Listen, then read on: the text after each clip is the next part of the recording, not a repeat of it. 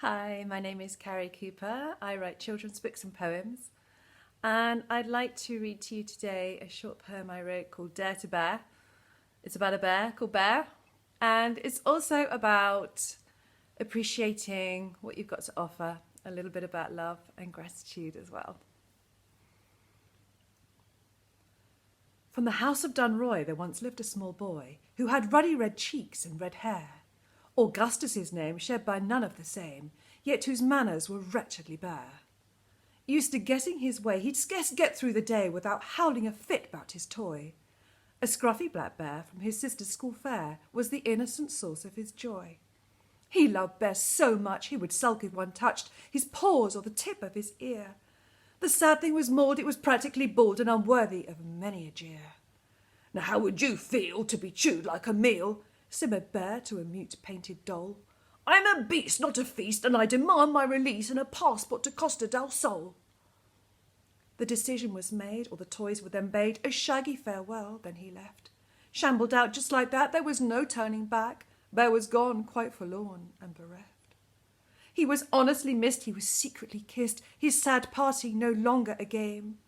The others they shuddered, afraid when discovered which one of them Gusty would blame.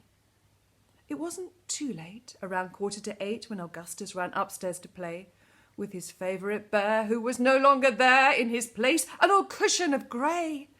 Oh, the screams and the shouts and the toys flying about as he readied his terrible pout. Wizard wind that is rare, but it blew in right there, giving Gusty a hideous snout.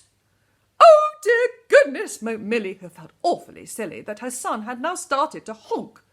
We must lock him inside, up the villagers cried, supper madness from too much good plonk. But what about Bear? Sobbed his ma in despair. He loved that stuffed toy more than me. Quick silence descended on heads hot and frenzied. To the hunt they shrieked, seek out his lair. And exchanging their corks for peanuts and forks, they hurriedly gathered outside, their faces determined to track down the vermin and haul him back down like a prize.